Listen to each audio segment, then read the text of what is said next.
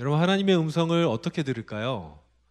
하나님의 음성을 듣는 방법이 여러 가지가 있는데 그 중에 하나는 다른 사람 친구들의 말을 듣는 것일 수도 있습니다.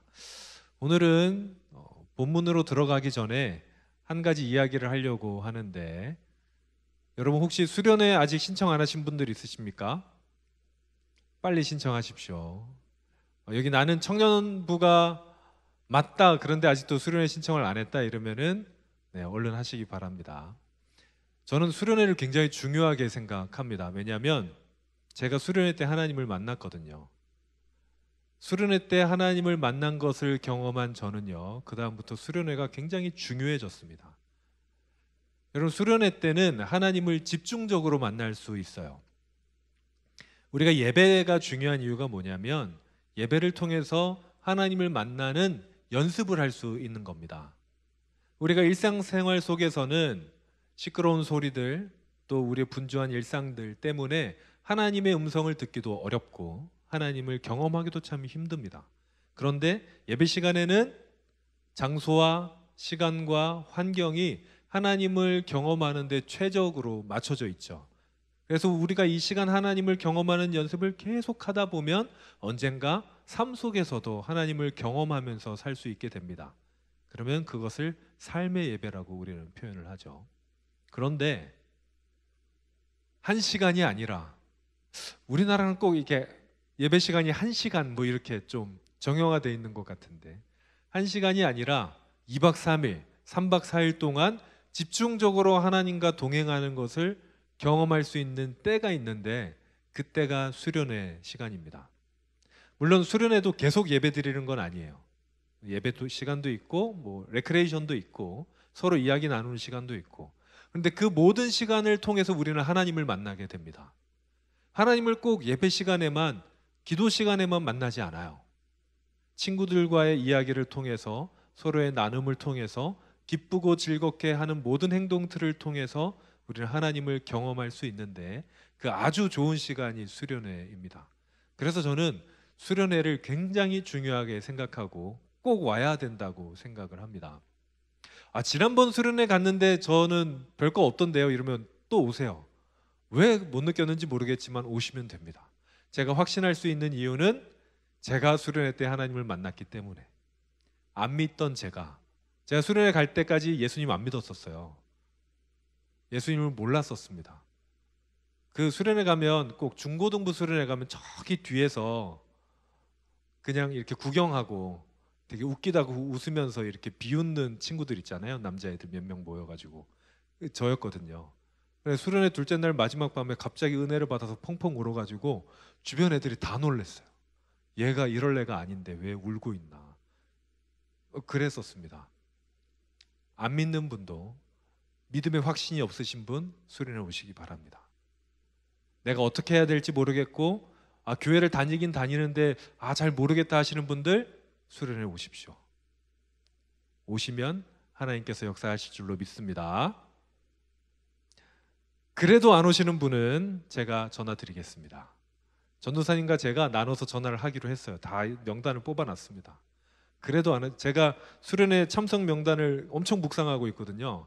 한 10분에 한 번씩 들어가는 것 같아요. 그래서 제가 누구 순서별로, 지금 43명 등록했는데 순서별로 외울 것 같아. 누구 이렇게 외웠다고.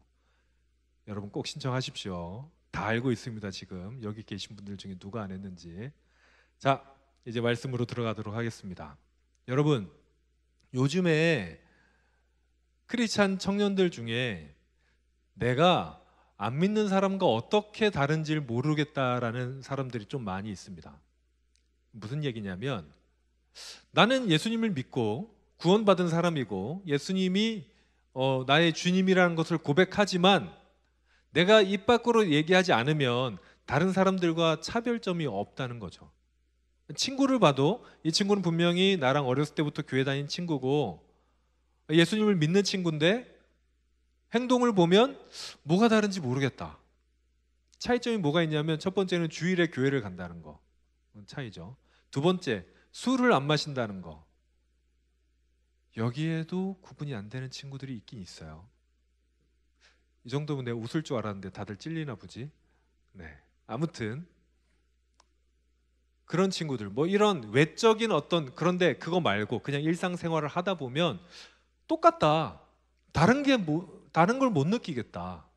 라고 생각하는 친구들이 있습니다. 그러면서 자신한테 우리가 흔히 얘기하는 이렇게 멘붕이 오는 친구들이 있어요. 나는 뭐가 다르지? 나는 하나님을 믿으면서 내가 이게 하나님을 잘 믿고 있는 건가? 교회를 잘 다니고 있는 건가? 라고 생각하는 청년들이 좀 있는 것 같습니다. 그래서 제가 여러분께 질문을 하려고 하는데요. 여러분, 예수님을 믿는다는 게 무엇입니까? 좀 다른 말로 하면 오늘 설교 제목인데 주님의 자녀로 산다는 게 어떤 겁니까? 오늘 본문인 시편 23편을 통해서 여러분들 오늘 하나님의 음성을, 여러분들을 향해서 대답을 주시는 하나님의 음성을 들으시길 바랍니다. 여러분, 시편 23편은 외우는 분들도 많아요. 특히 1절은 거의 다 외우시잖아요. 1절을 한번 안 보고 외워볼까요?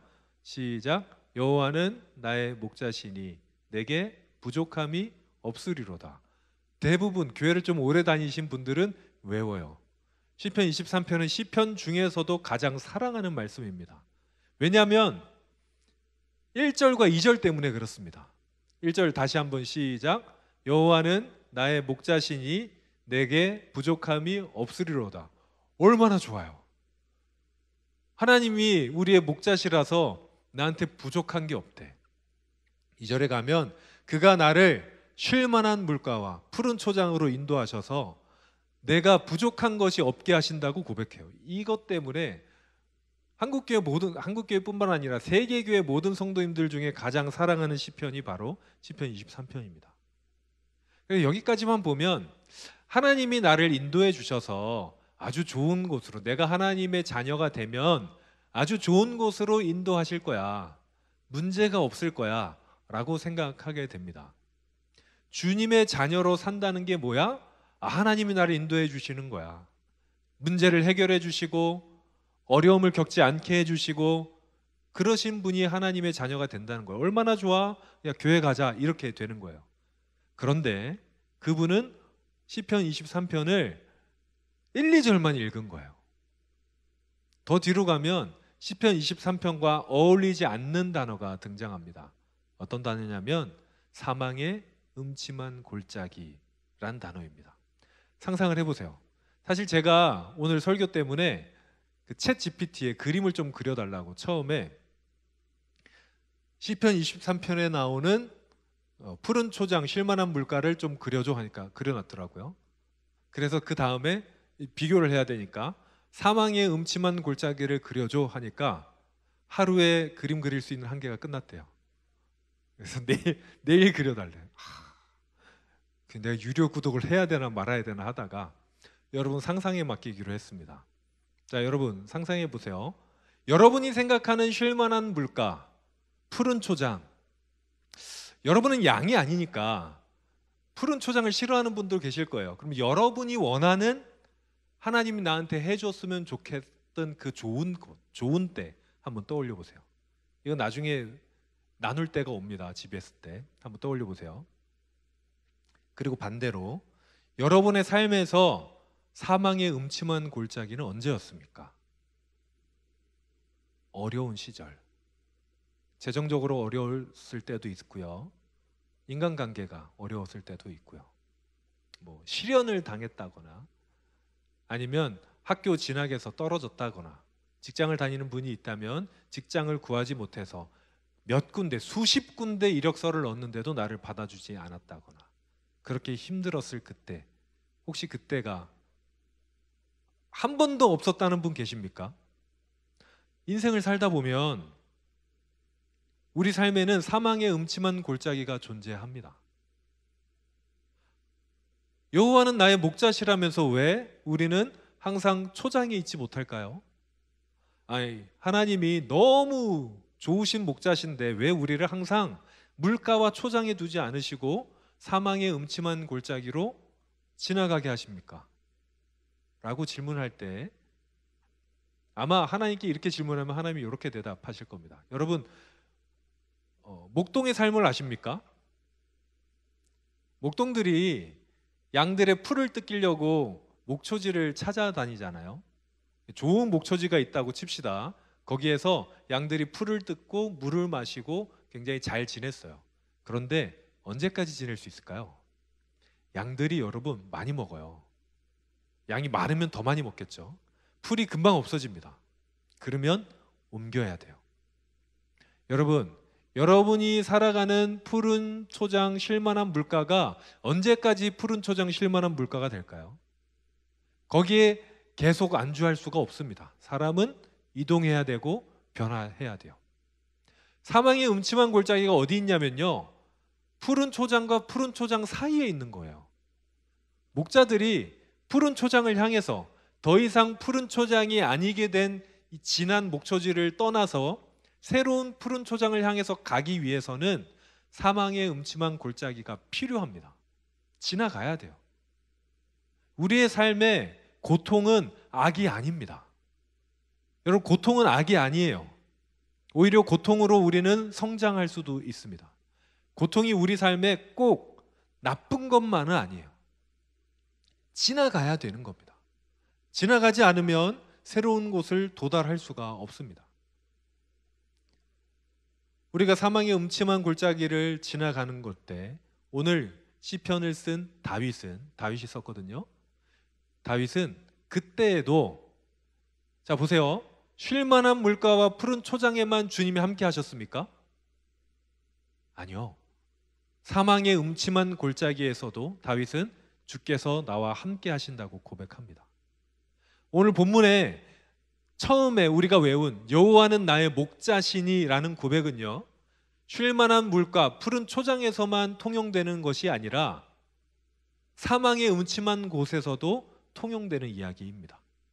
오히려 사망의 음침한 골짜기에서는 주님의 지팡이도 등장하고 막대기도 등장해요. 왜냐하면 거기에는 하이에나나 사자나 곰이나 이런 맹수들이 오거든요. 그래서 주님이 더 잘 지켜주십니다. 우리가 그것을 통과할 수 있게 말이죠. 그래서 여러분, 주님의 자녀로 산다는 것은 고난을 겪지 않는 게 아닙니다. 고난을 이겨낼 수 있는 거예요. 여러분 보세요. 라면을 끓일 때, 우리가 라면을 끓이면 냄비의 손잡이가 뜨거워지잖아요. 여러분, 그 맨손으로 만지는 분 계십니까? 아마 있으면은 좀 세상에 이런 일이 이 정도에 나갈 수 있을 것 같아요. 맨손으로 만지는 사람이 없습니다. 맨손으로 만지지 않고 장갑을 끼잖아요. 장갑을 끼고 만지면 괜찮아요. 주님의 자녀라는 것은 장갑을 꼈다는 거예요. 주님의 자녀라는 것은 모든 것을 밟을 수 있는 튼튼한 신발이 있다는 것. 모래사장, 뜨거운 모래사장을 그냥 맨발로 겨루면 너무 힘든데 신발을 신으면 아무렇지도 않은 것처럼 주님의 자녀가 된다는 것은 주님이 나를 보호하신다는 것을 안다는 겁니다. 장갑을 껴놓고도 뜨거울까 봐 만지지 못하고 있는 사람들이 우리일 수 있어요. 주님의 자녀가 이미 됐는데도 겁내고 두려워하고 뒷걸음질 치는 우리일 수 있습니다. 사망의 음침한 골짜기를 지나가도 주님이 지켜주시면 아무것도 아닌데, 주님의 자녀이라면 그것을 그냥 지나가면 되는데 자녀답지 못하게 뒷걸음질 치고 지나가지 않고 한자리에 머물러 있는 것이 우리의 모습일 수 있습니다. 그래서 차이가 없어 보일 수 있어요. 주님을 믿는 사람과 주님을 안 믿는 사람, 주님의 자녀와 하나님을 거절하는 사람들과의 삶의 차이가 있지 않는 것은 어쩌면 내가 주님의 자녀라고 생각은 하면서도 진짜로 그렇게는 생각하지 않기 때문일 수 있습니다. 내가 교회는 다니지만 주님이 나를 보호해 주시겠어? 내가 예배는 드리지만 그렇다고 내 삶에 하나님께서 뭔가 이루어 주실 수 있겠어? 라고 말이죠. 여러분, 만약에 위기 상황이 닥쳤어요. 삶에 어려운 문제가 왔습니다. 근데 어떤 너무 급박한 상황인데 뭔가를 해결해야 되는데 여러분은 기도를 먼저 하시겠습니까? 일을 먼저 하시겠습니까? 여러분의 힘으로 잘 안 될 것 같아요.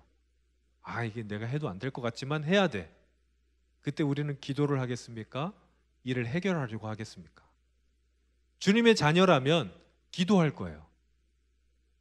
주님이 나와 함께 하시는 걸 믿기 때문에. 너무 힘든 상황에서 예배하러 나올 겁니다. 그런데 혹시 우리의 우선순위에서 모든 일 가운데, 우리가 할 수 있는 여러 가지 일 가운데 예배와 기도가 너무 후순위에 있다면, 너무 쉽게 예배를 포기하고 예배 그냥 다음에 드리면 되지, 기도 시간 없으면 안 하면 되지, 그렇다면 여러분은 주님의 자녀인데 자녀답게 살고 있지 않은 분일 수 있습니다. 사랑하는 여러분, 주님의 자녀는 이따 우리 찬양에도 가사가 나올 텐데 불이 있어도 불 가운데로 들어가는 거예요. 다니엘의 세 친구들이 그랬습니다. 다니엘 세 친구들이 풀문불 타는 곳에 들어가면 죽는 걸 뻔히 알면서도 하나님을 거부하라는 왕의 말을 거절하고 그냥 그 가운데로 걸어 들어갔어요. 여러분, 성경을 보면 하나님의 사람들에게 고난이 닥치지 않는 게 아닙니다. 고난이 다가와요. 그렇지만 하나님의 사람들은 그 고난을 통과하는 사람들입니다. 불 안속으로 들어가고 물 위로 걸어가고 바닷가 사이를 뚫고 지나가는 사람들이 하나님의 사람들입니다. 사랑하는 여러분, 앞으로 여러분들의 앞날 가운데 불이 있을 수도 있고 물이 있을 수도 있습니다. 고난이 있을 수도 있어요. 고통 가운데 어쩌면 신음하는 상황이 생길 수도 있습니다. 저는 여러분에게 이렇게는 약속을 못 드리겠어요. 주님의 자녀가 됐으니까 하나도 아프지 않을 거야. 아프더라고요. 고통을 지나면 아픕니다. 그런데 아파도 그 길을 지나갈 수 있는 힘을 주십니다. 그게 주님의 자녀예요. 그래서 주님의 자녀는 옳은 길로, 힘든 길이더라도 그 길이 옳은 길이라면 걸어가는 사람들입니다. 주님이 부르신 그 길이라면 그 길의 바닥이 좀 울퉁불퉁 하더라도 그대로 걸어가는 사람들. 사망의 음침한 골짜기가 앞에 있지만 주님의 지팡이와 막대기가 나를 인도하신다고 여기고 그곳을 통과하는 사람들, 그 사람들이 주님의 자녀입니다. 사랑하는 여러분, 주님의 자녀로 사시길 바랍니다. 주님의 자녀답게 사시기 바랍니다. 그럴 때 주님께서 여러분들 붙드실 겁니다. 여러분, 주님의 자녀는 죽고 나서 주님의 자녀가 아니에요. 무슨 얘기냐면 하나님의 도우심이 여러분들이 저 하늘나라 가고 나서부터 시작되는 게 아닙니다. 지금부터 시작되는 하나님의 도우심, 이전부터 우리를 도우셨던 그 하나님이 앞으로도 여러분과 함께 하실 겁니다. 여러분, 그걸 믿으시고 그 하나님을 신뢰하면서 삶의 걸음을 걸어가시는 여러분들 되시길 바랍니다. 찬양팀 나와주시고요. 우리는 쉴만한 물가, 푸른 초장, 우리가 기대하는 삶만 살 수는 없습니다. 주님께서 그렇게 인도하시지 않으세요. 왜냐하면 다 지나보면 그게 우리에게 좋기 때문입니다. 만약에 어린아이들이 엄마, 나는 공부하기 싫어요. 엄마, 나 이런 거 먹기 싫어요. 엄마, 내가 먹고 싶은 건 이거고 내가 하고 싶은 건 이거예요 라는 것을 부모님들이 다 들어준다면 그 아이는 올바른 인생을 살 수가 없을 거예요. 하나님이 우리의 기도를 모두 다 들어주지 않는 이유도 그와 같습니다. 우리에게 고통을 주시는 이유도 때로는 그와 같습니다. 그런데 하나님은 그냥 고통 가운데 던져두고 너 알아서 해라 라고 하시는 분이 아닙니다. 지키시고 보호하시고 인도하시는 분이 하나님이십니다. 그래서 주님의 자녀로 산다는 것은 그 하나님을 믿는 거예요. 하나님이 나를 지키시겠구나, 하나님이 나를 보호하시는구나, 지금도 나와 동행하시는구나, 저기 멀리 계신 것이 아니라 나와 가까이 계시는구나를 믿는 것이 주님의 자녀로 사는 것입니다. 사랑하는 여러분, 주님의 자녀로 사시길 바랍니다. 여러분의 삶이 주님의 자녀답게 살아가는 삶이 되기를 주님의 이름으로 축복합니다.